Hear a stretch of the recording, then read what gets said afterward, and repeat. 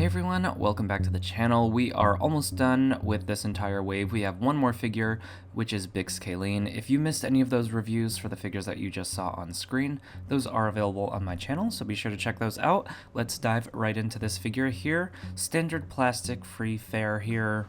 We do see the accessory that she comes with there on the front, and we'll get into that in a bit. And then on the back here, we see that she is number 5 in the Andor wave.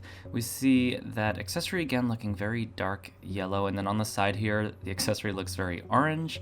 I'm surprised that they use such kind of dramatic lighting on this side of the box there, where it's supposed to kind of be just like the plain figure that you get rather than this render that's on the front. But let's go ahead and look at the figure itself. I don't have any complaints about the sculpt here. I think that the body looks incredible, just like all of the texture detail in the clothing and all of that just really looks awesome. This is the kind of stuff that you really only get from digitally sculpted figures versus, you know, no one had to actually go in and manually sculpt that texture in the fabric. And then we do have the accessory here. So in the promo shots, this looked extremely bright yellow, like it looked almost cartoonishly so. I'm much happier with the product in hand. I think that this actually looks nice. It's a much kind of darker, more mustardy yellow. I think it still could use a bit of a gray wash along with the rest of the figure, but I don't know. I'm actually quite happy with this figure as it is. Like, I don't think it needs that much more.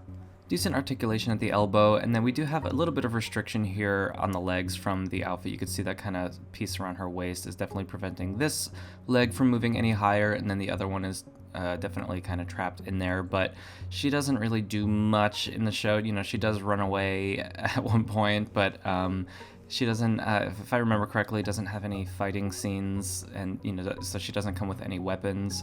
But I think just like the little details on her clothes here, like whatever that is around her waist, just some nice world building and just character building elements there.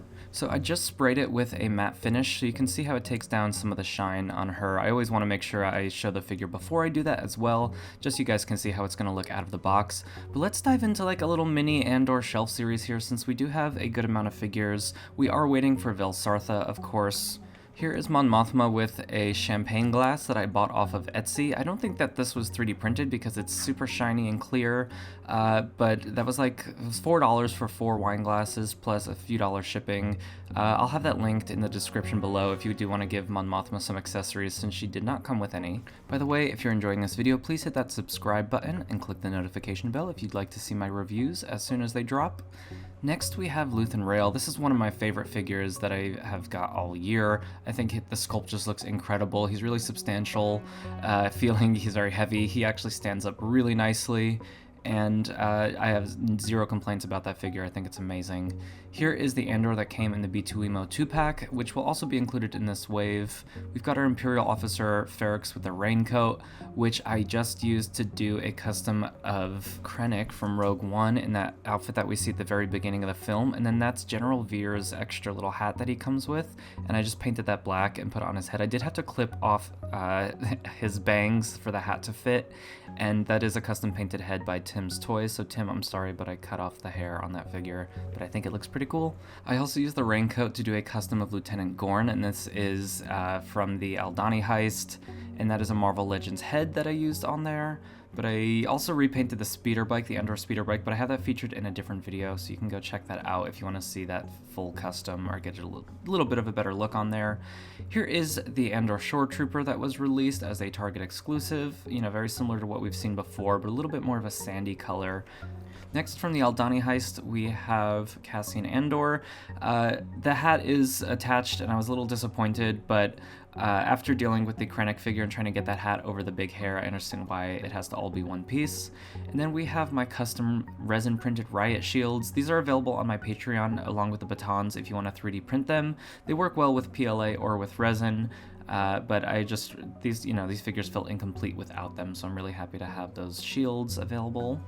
And those are just pieces of the plastic Black Series box that I used to make the windows, so you probably already have some of that at home.